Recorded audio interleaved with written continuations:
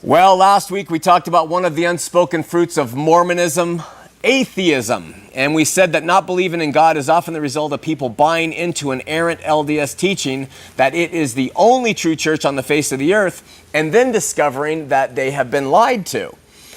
This often leads them to being so burned in their heart that they have come to hate and even renounce God altogether. Additionally, we mentioned two facts that the atheists ought to consider. The first was that atheism is a faith. It's a faith in no God. It requires an extraordinary amount of belief in no God. The second fact we discussed was in reference to the atheist claims that belief in God usually equates to bloodshed and violence historically and even present day. They'll cite 9/11 as example of that. Regarding this, we illustrated that atheistic governments were far more inclined to inhumane governance than theistic ones. Tonight, I'd like to give those who ardently believe and know God a few more points to consider. Next week, we will return. We're going to pick up and finalize polygamy, how it ended, and then we're going to go into more modern-day Mormonism from that point forward. The first thing the smug atheist arguments say about God and believers in God is that he is a big crutch, that Nietzsche's Superman, or what Nietzsche called the Ubermensch, would never need to buy into such a myth like that. Borrowing from such proud ideologies made popular by men like Feuerbach and Nietzsche, Karl Marx quipped one of the most famous lines about people who believe, saying, "Religion is the opiate for the masses." In other words, us masses want there to be a God to quell our fears from lightning and thunder in nature, to protect us from the unknown, to comfort us from the guilt and shame we carry around, and to pacify us in the dark face of the inevitable, death. I would suggest that there is a tremendous amount of truth to what Feuerbach and Nietzsche and Marx had to say. But by agreeing, I also want to ask, so what? What's wrong with human beings wanting a source of spiritual comfort in the face of their sins and failures? What's wrong with giving allegiance to a power and source that is reliable and unshakable and trustworthy and kind? Is an atheist a better human being, a stronger human being, a more loving human being because they embrace the faith of denial over an individual who chooses to make him or herself accountable to a living God? I would suggest where atheists call theists' belief in God a crutch, that the atheist denial of God is motivated by a fear of accountability. Tell me, what is more convenient philosophically for the adulterer, the murderer, the liar, and the thief? To deny the existence of God and thereby remove the fear of retribution for his crimes, or to embrace the notion of God and therefore live each day with the inevitable consequences of the actions they have taken?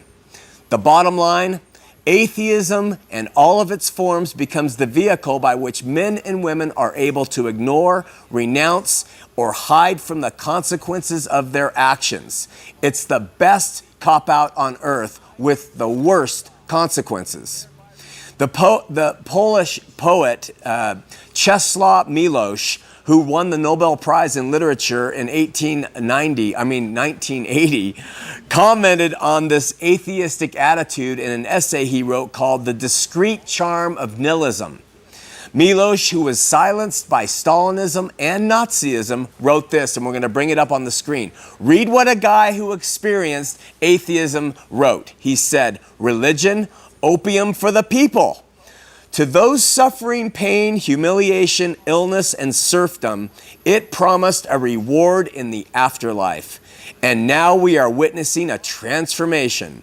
A true opium of the people is a belief in nothingness after death, the huge solace of thinking that for our betrayals, greed, cowardice, and murders, we are not going to be judged. The Marxist creed has now been inverted. The true opium of modernity is the belief that there is no God, so that humans are free to do precisely as they please. To me, a stated faith in no God is about as egocentric a statement that could ever be made, and it's submitted to the idea that the speaker who says there is no God has experienced and seen everything. There is no God. How do they know? Have they examined the entire world? Have they looked under every rock to find him? So when they say there is no God, there's a tacit belief there that they have looked at everything. It's so egocentric because, of course, they haven't. But for some reason, atheists believe that he doesn't exist without having seen a teaspoon of evidence. And by the way, this argument cannot be flipped on those who say there is a God. All the evidence does not need to be examined for a person to see that God exists, any more than a microscopic examination needs to be taken of Donald Trump's body to see if he exists. A couple evidences of him there prove it. But in order to categorically deny that Donald Trump exists, a person would have to literally examine the entire universe to make sure he wasn't hiding somewhere. Do you understand that? This leads us to a final criticism atheists heap upon believers today. That Christianity is a leap into an unfounded chasm of unsubstantiated claims, and that science has disproved the evidence for God. Enter Richard Dawkins, atheist extraordinaire and author of The God Delusion. Dawkins ignorantly and consistently insists that faith in God is the process of non-thought, that believers in God possess, quote, blind trust in the absence of evidence. While Dawkins' inflammatory accusations may carry weight against some so-called faith-based religions like Mormonism, where people believe in books and claims that have absolutely no evidentiary basis, he is truly guilty of his own accusation of non-thought when it comes to biblical Christianity. Great 20th century Christian thinkers like Wolterstorff, Plantinga, Swinburne, and C.S. Lewis, to name a few, have made robust intellectual cases for faith and have helped true Christians the world over to see that God does not expect us to blindly embrace his claims or the claims of every piker that steps up to a pulpit. God himself in his own words tells us through the prophet Isaiah, "Come now, let us reason together." Paul told us to earnestly contend for the faith, which was once given to the saints. And Paul called the Bereans in the book of Acts more noble because they received the word of God with readiness of mind, right? And searched the scriptures daily to see what was told them was true or not.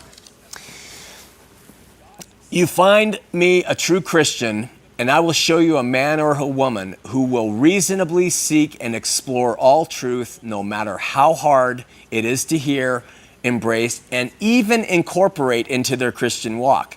But you show me a true atheist, and I will show you one of the most closed-minded people you have ever met. Atheists often equate the theist's belief in God with the belief in Santa Claus or the tooth fairy. This accusation, too, is weighted in the balance and found wanting. I stopped believing in the tooth fairy when I was about 6, and I stopped believing in Santa Claus by the time I was 7 because I started thinking and reasoning about the proposition of a fat man fitting down the chimney of every home in the world on the same night and said, no, that doesn't work. Atheists stopped believing in God because they stopped reasoning at some sad point in their lives and gave into the notion, the egotistical notion, that they have seen it all. Hand in hand with the false claim that Christians don't have a sound core intelligence with their faith comes the relentless claim that science has all but decimated the archaic notions of God. Has science proven anything of God's non-existence by exploring the structure of space, the universe, the galaxy, the solar system, or Earth? It's only supported it in my position. Has science proven anything at all about there not being a divine power by discovering DNA or the cell or examining the construct of a simple rose? Can science explain the origins of our seasons, of billions of stars and planets in a single galaxy, which is one of a trillion other galaxies? Can it tell us how we have the diversity of foods, about the wonders of music, about the variety of our fingerprints or the snowflake? Take a computer, break it down into its smallest component parts, take it out into the desert and scatter it there. How many billion years will it take for that computer to put itself back together? How many? A trillion years? How many? A billion trillion years? Or will it never happen? Sit 1,000 monkeys behind a typewriter and have them all sit there all day for however long it takes and replace them as they die. How long will it take those 1,000 monkeys at typewriters to rewrite Shakespeare's Hamlet? How long? A billion years? Ever? It'll never happen. And yet they insist there's no creative intelligence, there's no creative design, there is no God behind this wonderful universe. Look at the simple cell of our bodies. You guys have denied it because you've been burned. He is there and he speaks to you, but you deny it because you love the darkness more than light, and you egocentrically love what Milosh called that sweetness of nihilism. Can science ever tell us why we're here, where we're going? Can science ever tell us why we love, why humans forgive in this barbaric world, why things happen like that, or the beauty of language in children and babies? God is whether people believe it or not. Having been one who once deconstructed him into an almost nihilistic position, I can tell you that believing in God is far superior to believing in no God.